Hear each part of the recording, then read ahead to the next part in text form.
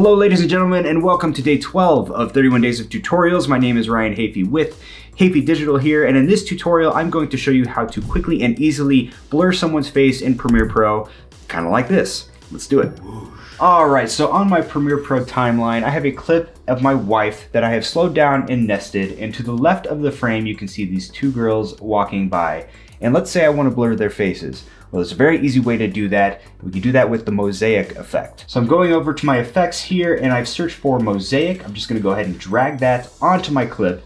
And when you do that, this is what you're gonna see, and that's okay. That's what you're supposed to see. Now what I wanna do is go over to my effect controls panel, and you see the mosaic effect here. What we need to do now is create a mask. So you can draw your own mask if you want. You can use a square mask, or you can use this ellipse mask. I'm gonna go ahead and use the ellipse mask. And if I click on that, it'll look like this. And then what I want to do, let's say we want to blur the face of the girl in the whitish gray hoodie here. Basically, you just want to drag the mask over her face and kind of form it to the shape of her face here. Let's see, something like that looks pretty good. Now you'll notice that the squares inside the mosaic effect here are quite large. You can change those as well by going down to the horizontal blocks and vertical blocks sections of the mosaic effect. So let's crank these up a little bit and see what we come up with. Let's say like 110 for both.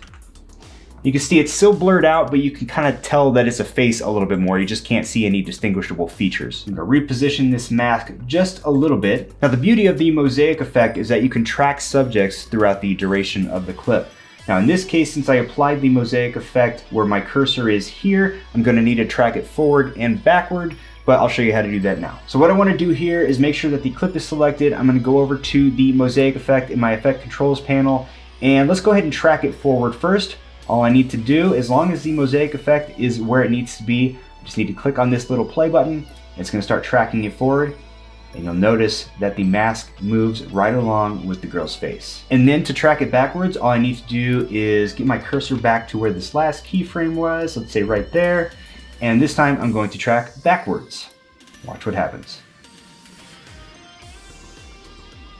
And there you go, it's finished its tracking. Now if I play it back, you'll see that the mosaic effect follows her throughout the entire duration of the clip. Super neat, super simple, but one thing to keep in mind is that if the subject turns their face or if they go out of frame, the tracking isn't going to work. So there may be instances where you need to stop the tracking progress and manually track the mosaic mask. But if it's something simple like this where it's just someone walking through a portion of the frame, it works great. And there you go, that is how you blur someone's face in Premiere Pro. And the effect, by the way, is just as easy to turn off. See, watch. And yes, I know I look like a 14-year-old now. Please keep your comments to yourself. Anyway, thanks for watching.